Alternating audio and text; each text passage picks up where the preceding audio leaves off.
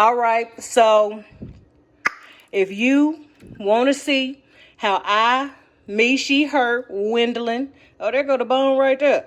If you want to see how I made this birria, beef birria, if you want to see how I made it, then you need to go ahead and stay tuned. But I'm going to go ahead and get this little beef shank up out the way. You know what I'm saying? And so, yeah. Just stay tuned because your girl going to give you a play-by-play, blow-by-blow recipe, okay? And with that, plans are to prosper you. Plans not to harm you. Plans to give you hope in the future. Trust in the Lord and He will guide you. What's up, y'all? It's your girl, Winnie. I'm back with another video. So, as you can see, we're in a new little spot. So we in my kitchen. So I'm going to be showing you guys today. Don't worry about this right here. You know what I'm saying? We got some stuff happening. You know, it's nail day, okay? Anyway, so I'm going to be showing you guys how I make birria. And so birria is a Mexican stew dish, and it came from Jalisco, Mexico. I don't know nothing about social media and what social media doing, but I know that I have a friend that had it before at a restaurant that we were at. So, you know, I was just like, well, you know, I need some new stuff to do. So this is what we gonna do. So stay tuned, and I'm gonna show you how I make it. So, what you're gonna be needing is you're gonna need a whole garlic head. You're gonna need a medium to large onion. You're gonna need salt. You're gonna need cinnamon, coriander, beef bouillon, chicken bouillon, cumin, oregano, thyme, where is it? Bay leaves, clove, ancho chile. And so the chilies I'm gonna be using is the Pasillo-Ancho Chile pods, Chile California pods, Chile New Mexico. These I've heard are kind of spicy, so I'm not going to use that many, but everything that I'll be using will be in the description box below.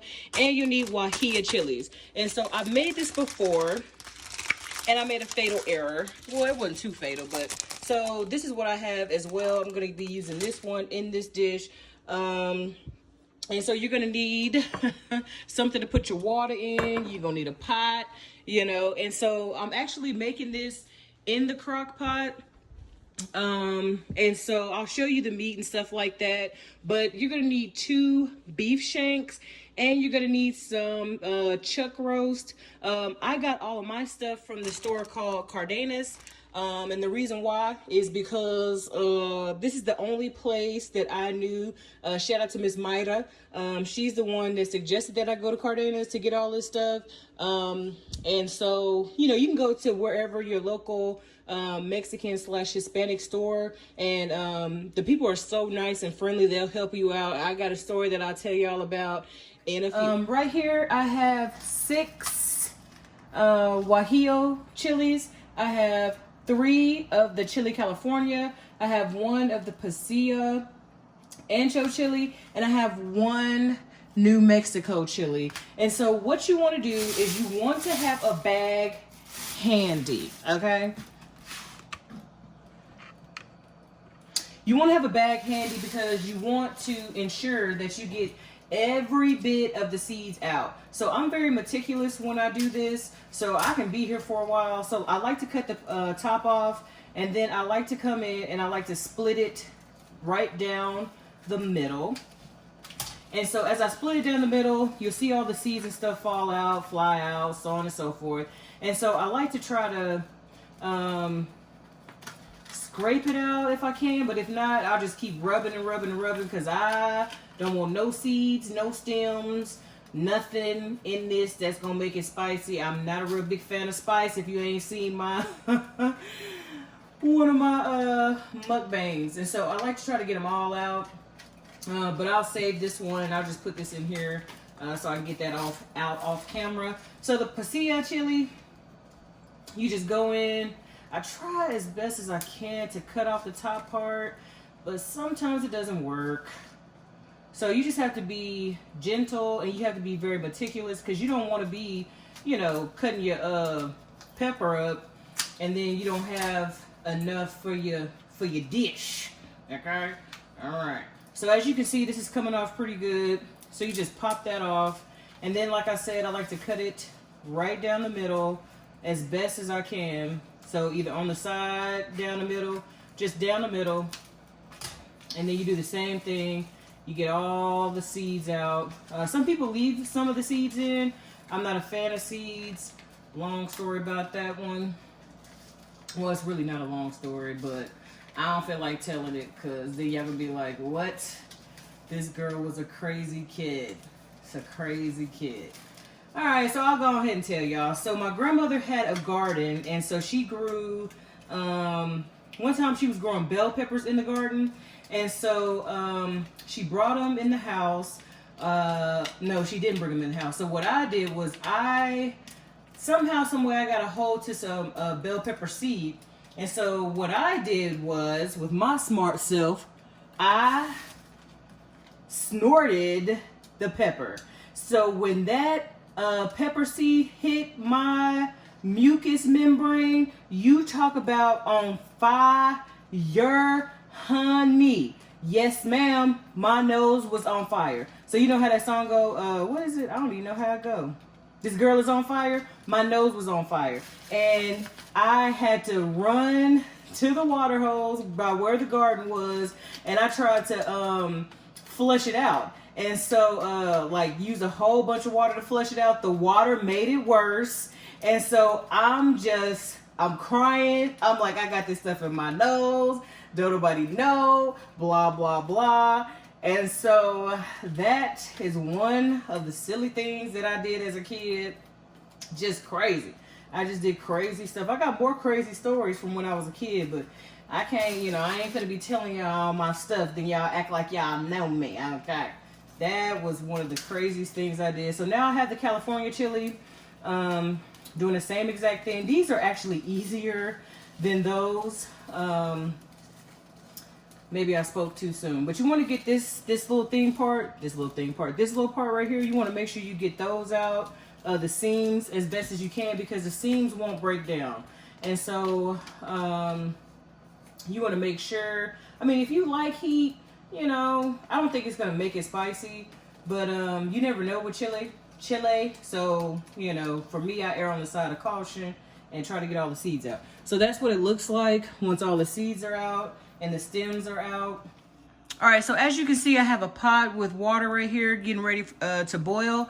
But in the meantime, in between time, these are all of my chiles that have been de-seeded and most of them deveined. It's not, you don't necessarily need to worry about it, but because it'll blend out. Well, not blend out, but you'll see what I'm going to do with it. So, get your little helper, because my little helper, she came and helped me. But in the meantime, in between time, I'm going to be getting my seasonings ready. So you're going to need a tablespoon measuring spoon. You're going to need a teaspoon measuring spoon. And then you're going to need either a fourth teaspoon measuring spoon. So we're going to go ahead and start with the salt. I think I'm going to go ahead and do... I'm going to do 2 teaspoons of salt.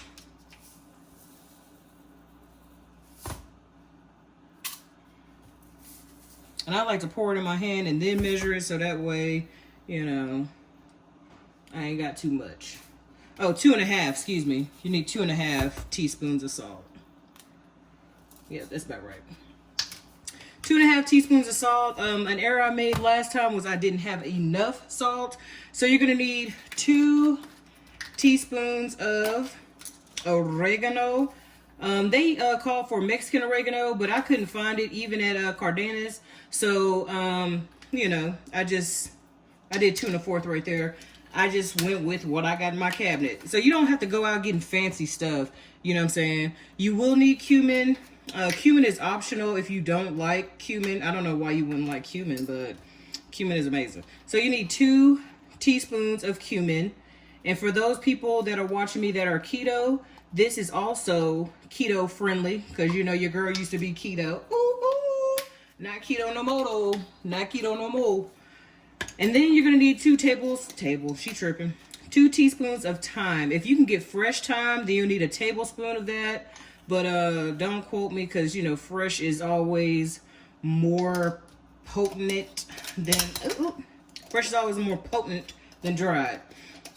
And then you're going to need, the rest of these are going to be a fourth. So you're gonna need a fourth of a teaspoon of cinnamon. I didn't even taste the cinnamon last time, and I'm missing some ingredients. I just thought about it too. I didn't taste the cinnamon last time, which was great. So maybe I didn't use enough, but I'm just gonna use that much. You're gonna need a fourth of a teaspoon of clove.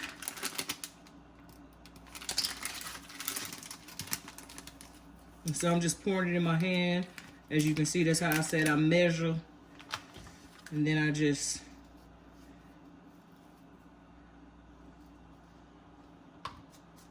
gonna scrape that on in now. Gonna scrape it in now.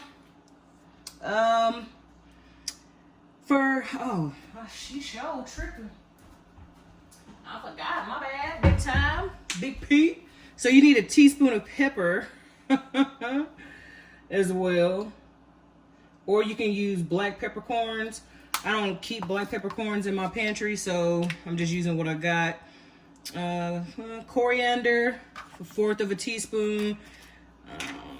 I didn't use coriander last time, but I found a recipe that had it. So a fourth of a teaspoon of coriander is not gonna hurt.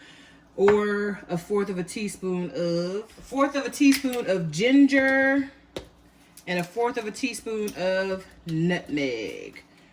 And so like I said, because these are, the quantity is so low, you're not gonna experience, you know, anything crazy. And I saw a lot of people use nutmeg. I didn't use it last time, so I wanted to test it out and see what it was about. All right. So now I'm going to use 2 tablespoons, excuse me, of chicken bouillon. Yeah, you're probably like, Wendy, it's a beef dish. Yeah, that's what a lot of people were using. So, yeah. So, 2 tablespoons of that, and then 1 tablespoon of beef bouillon as well. And so, you also need a tablespoon of beef bouillon. I'm using 4 tablespoons of bouillon. So you need your blender. I'm gonna use my little bullet, and you're gonna also need to put some water in there, you know, but you'll see that step in a few. So we're gonna move right on over here to the stove, and I'm gonna begin to put my peppers in here, you know, just no real rhyme or reason, you know, just putting them in there. But you got to be careful as well, because this water, you know, it's hot water boiling on the stove. Okay, so let me get my, I don't know why I didn't have all this stuff ready, honey.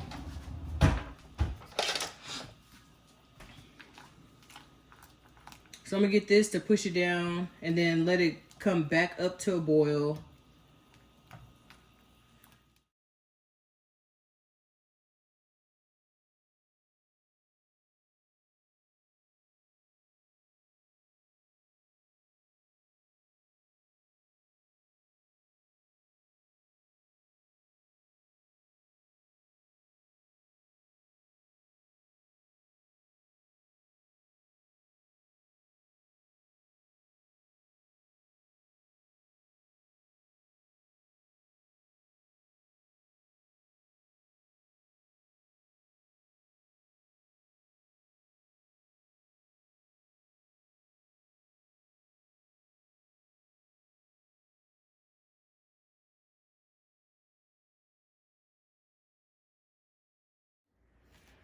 So basically what I'm doing right now is I am cutting the meat.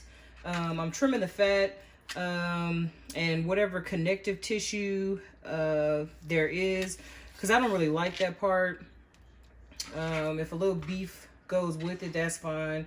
But you don't want to trim it. See this little hard stuff? I don't like that.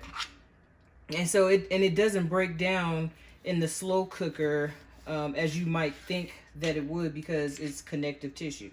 So I just like to trim that. Well, See, it's not even that much meat on there, but I'm still gonna try to do my best to trim it off and get that off.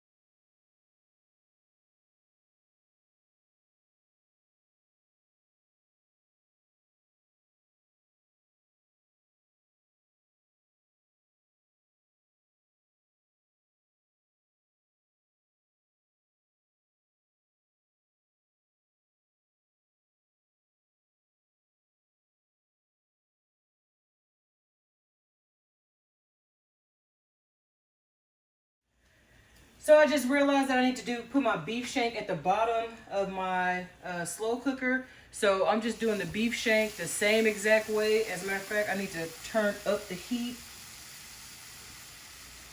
And so, yeah, just watch the beef shank do its thing.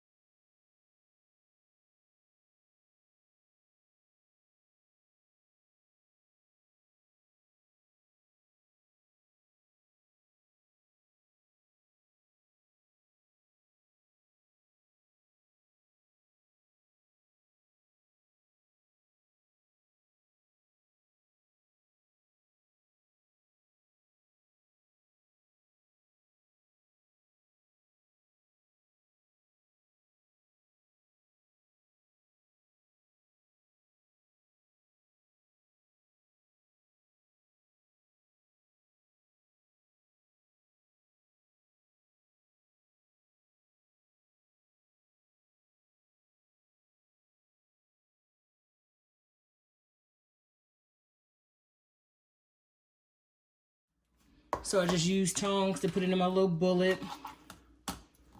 Let's see if I got everything out. Yep. So I have everything out. Everything is absolutely out. So now I'm going to pour some water in here for my puree. Okay. And I'm going to use this part of my little blender. Shake that bad boy up to get that bouillon good and mixed. I could use a little more water. I actually put I measured out a cup of water, but I didn't put the full thing in there, so I'm just gonna go ahead and put that much. Just a wee bit more. So now comes the loud and fun part.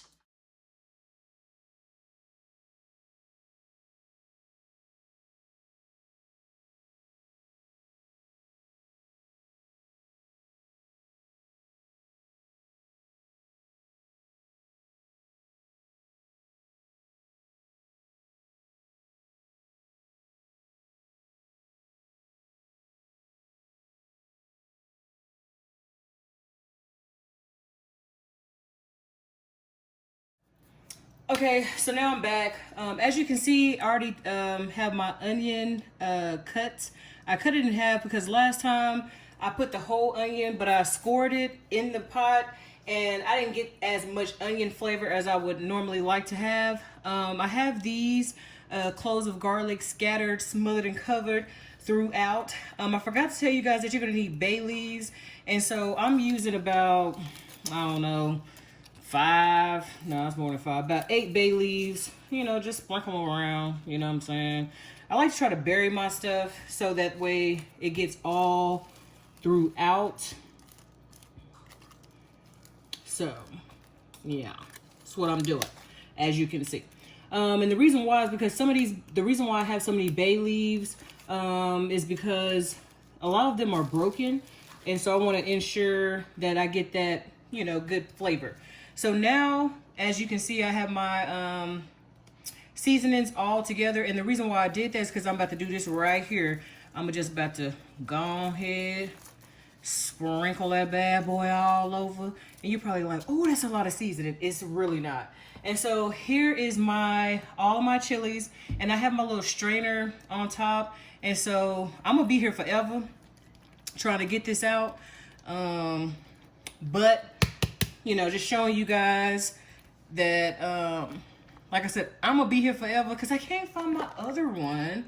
But I don't like the little pieces. I don't like the little pieces that come, the little skin of the pepper. So I'm going to, you know, as long as it takes to get this out is as long as I'll be here. And I'm gonna strain this all the way through. I don't know if you can see, but these little pieces and chunks, I hope, yeah. These little pieces and chunks that you see, all of that is the skin of the pepper. So I don't want that. I don't want to eat that. And that's the mistake that I made last time when I was, she making a mess.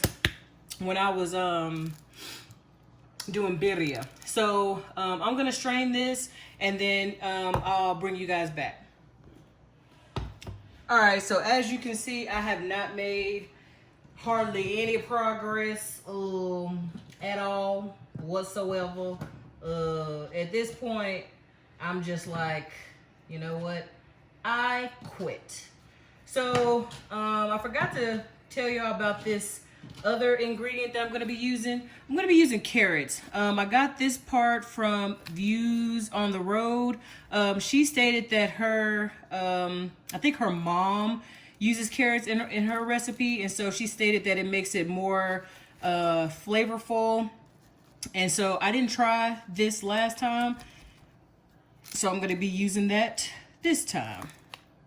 So yeah. So what I went and did, as you can see, it's much better. The skin is not so prominent. So I just went and put a little bit more water in there and blended it even more. So that way we don't have a whole heaping mess of chile skin. So that's what it's looking like. I ate the skin before. It wasn't, you know, it wasn't bad or anything, but I just prefer to not do that. So I'm gonna get a little water. Get a little water, put a smidge of water in here. And so I'm gonna shake this bad boy up because I'm trying to get all my stuff, all my flavorings and seasonings, honey. Okay. Oh, my hand all in the way. So as you can see, this is now clean. This is almost, you know, about as clean as it's gonna get. And so that's about I use about 1.5 cups right there. And so also now what I'm gonna do is I'm gonna be putting my water in here. And so this is a 4-cup measuring cup.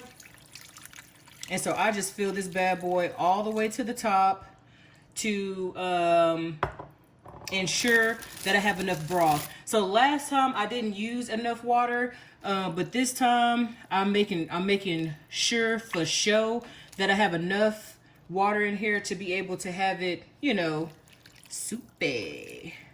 So I used about 7 cups of water, 7 to 8 cups of water, give or take. And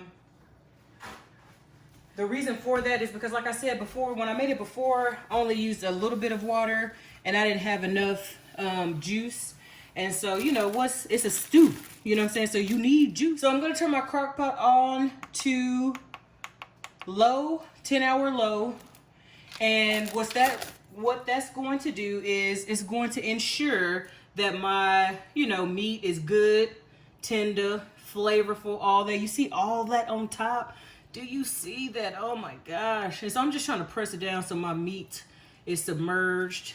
This is, I don't remember how many cups, how many quarts this is, but I'm just putting my top on there. It's set to low and it's gonna go all night. So right now it's 11:41, and yes, I did start cooking this late on purpose because when I wake up in the morning, it's going to be done.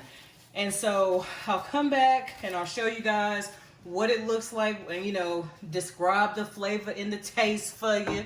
But I'm excited. Do you see what's happening in my pot? Huh?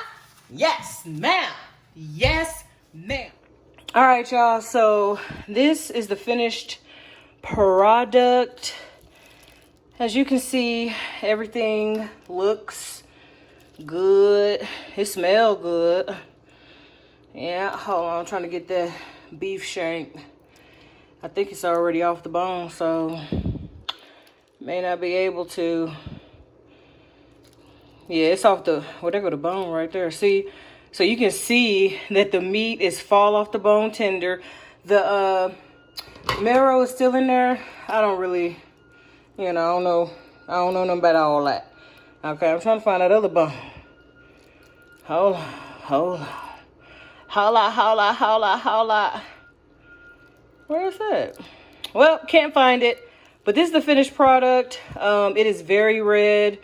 I'm not going to do a tasting, but a video will be coming of how, of what it actually looks like in the bowl. And so thank you for watching. All right, y'all. So this is how I'm serving my birria. So I have 3 birria tacos. I have a lime that I use and I put into my birria. And so as you can see, this baby right here is real red. You know what I'm saying? Red. See that? Very red.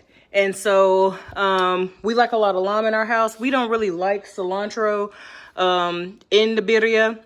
And so that's why I have omitted that. But this is what it's looking like. Okay. And so, yeah, just wanted to show y'all what it looked like. And I got a Dr. Thunder. Okay, Dr. Thunder, don't sleep on it, baby. And with that, you know what that means? That your girl is what? I'm out.